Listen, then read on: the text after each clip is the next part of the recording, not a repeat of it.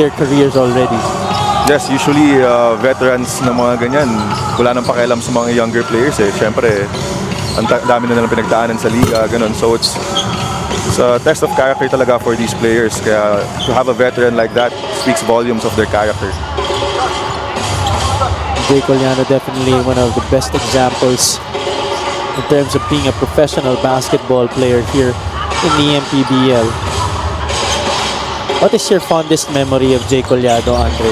Siguro sa lahat ng beses na humingi ako ng Starbucks sa kanya after practice. Siguro Grabe ka! sa lahat ng beses akong nagpalibre sa kanya, siguro isang beses lang niya ako nilibre. Grabe, sinuhulan mo pa. Akala ko dapat it's the other way around. Yun nga ang sinasabi ni Kuya Jay nun, pero wala. Siya yung madaming pera eh, kaya sa kanya ako humingi. Okay. First time ko narinig yun Talagang you milk that Now in our final 2 minutes here, we're just waiting for the final score. Outcome already decided, obviously. Josh Fontanilla. In college, Josh was a really huge scorer, especially when he was with St. Clair. Played 1 year for UST in the UAAP. But here in the professionals, it has been a different game para kay Josh as we see Ralph Robin hit another 3. But I hope he's okay. Mukhang makakatayo naman sa agad dito.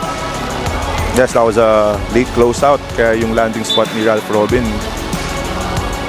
may paa ni Inigo eh. That's gonna be an unsportsmanlike foul laban kay Anson Inigo. Yep. Still able to make the shot, si Ralph Robin.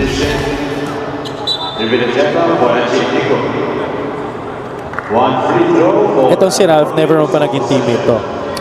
Nakasabayan ko siya sa Nueva Ecija for a brief moment before siya lumipat sa Pangasinan. Okay. Prolific scorer, another streaky shooter. Once he gets his first few shots in, it's gonna be a bad night for the opponent. So, ang ganda ng forma ng tira niya. High looper.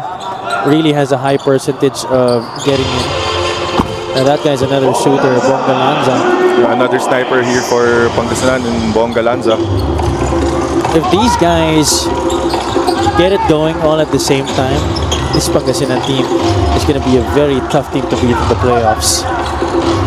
Yes, I agree, Javi. I think, personally, I think they're the dark horse in the North Division. Siyempre, you would think Nueva, Ecija, Abra, and San Juan, pero Pangasinan has the tools. I would also like to add Caloocan into that mix. Yes, of course, Caloocan also. And the playoffs is a totally different atmosphere. It's gonna be a best of 3 series. Siyempre, iba yan sa one game lang. So, dyan talaga masusubukan, especially Abra. Obviously, they have the most talent on their roster this season. I think that's without a doubt. But a lot of them without playoff experience still here in the MPBL.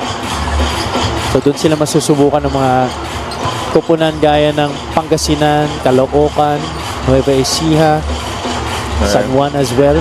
Yes, I agree, Javi. In the playoffs, it's definitely a different story. It all comes down to preparation and game plan. Kaya sa playoffs, talent is good and all, pero for me, it's really preparation. Pangasinan having another victory here this afternoon. This is a huge one as they tie the Pasay Voyagers at 18-7.